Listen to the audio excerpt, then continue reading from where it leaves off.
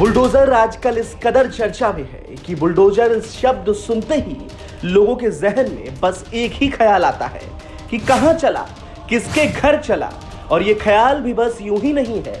दरअसल बीते कुछ सालों से बुलडोजर ने इतनी ख्याति प्राप्त कर ली है कि इसे राज्यों की कानून व्यवस्था से जोड़कर देखा जाने लगा।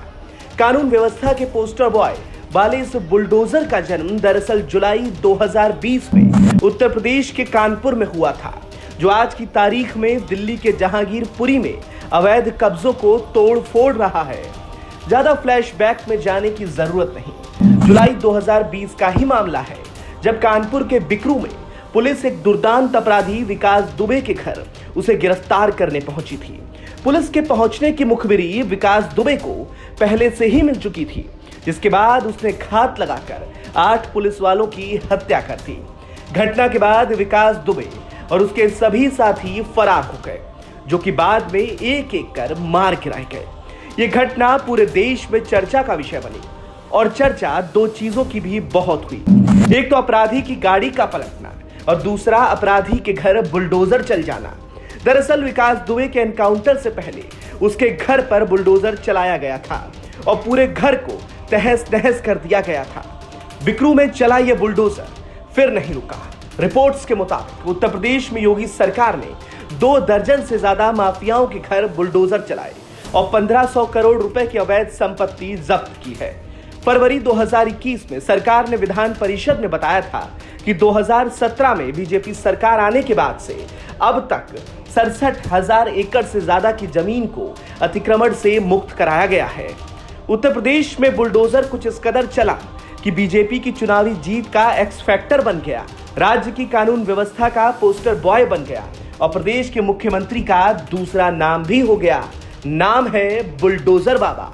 अखिलेश यादव ने योगी आदित्यनाथ पर तंज कसते हुए उन्हें बुलडोजर बाबा का नाम दिया था, जो बाद में बैकफायर कर गया और विधानसभा चुनावों में योगी की जीत के बाद कार्यकर्ता बुलडोजर के साथ जश्न मनाते देखे गए।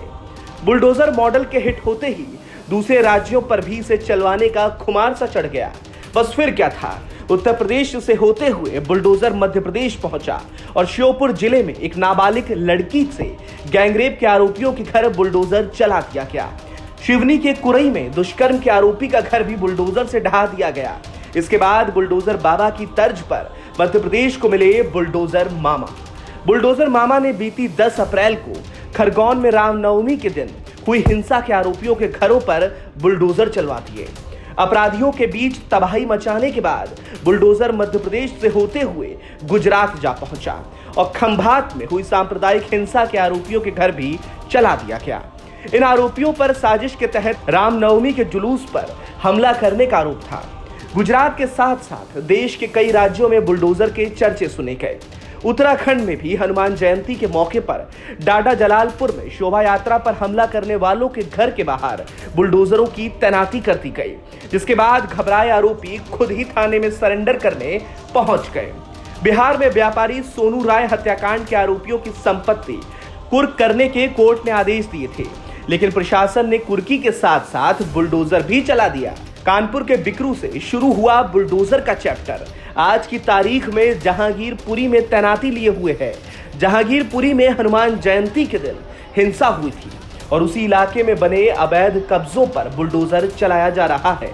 हालांकि बुलडोजर की कार्रवाई पर यहां सुप्रीम कोर्ट ने रोक लगा दी है और अब सियासत जारी है, बुलडोजर की कहानी भी जारी है।